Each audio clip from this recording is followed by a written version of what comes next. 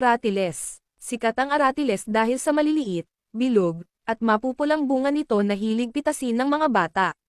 Karaniwang tumutubo ang puno nito saan mang lugar sa bansa at sa iba pang lugar na nasa rehiyong tropiko. Ang dahon nito ay may maliliit na balahibo at patulis ang dulo.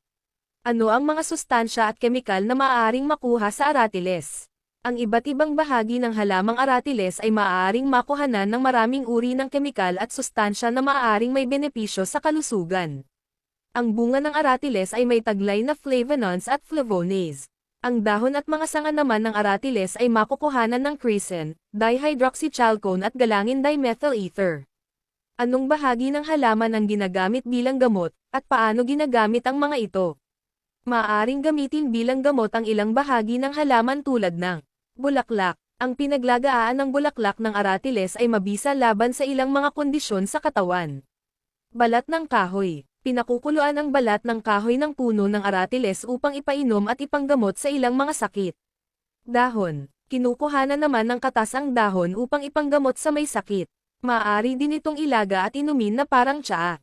Bunga. Ang bunga ay kinakain na mismo. Ano ang mga sakit na maaaring magamot ng aratiles? 1. Pananakit ng kalamnan, muscle cramps and spasm. Ang pinaglagaan ng bulaklak ng aratiles ay ginagamit na gamot sa pananakit ng mga kalamnan sa ilang bahagi ng katawan partikular sa tiyan. Ito ay iniinom na parang tsaa. 2. Panunuyo ng balat. Makatutulong din paghuhugas gamit ang pinaglagaan ng bulaklak ng aratiles sa pagpapabuti ng kutis ng balat.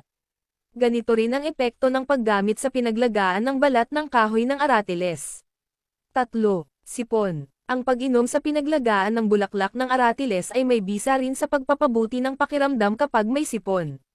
4. Sakit ng ulo. Maiibsan din ang pananakit ng ulo sa pamamagitan ng pag-inom sa pinaglagaan ng bulaklak.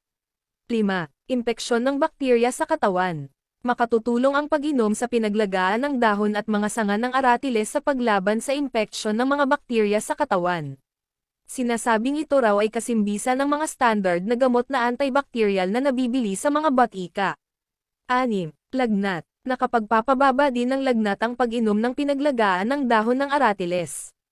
7. Presensya ng nakasasamang free radicals. Ang pagkain sa bunga ng aratiles ay sinasabing may epektong antioxidant na makatutulong sa paglaban sa mga free radicals na siyang nagdudulot ng pagtanda ng mga cells sa katawan. 8. Alta presyon. May epekto ring pampababa ng presyon ng dugo ang katas ng dahon ng aratiles. Mag-follow para sa iba pang alternatibong medisina.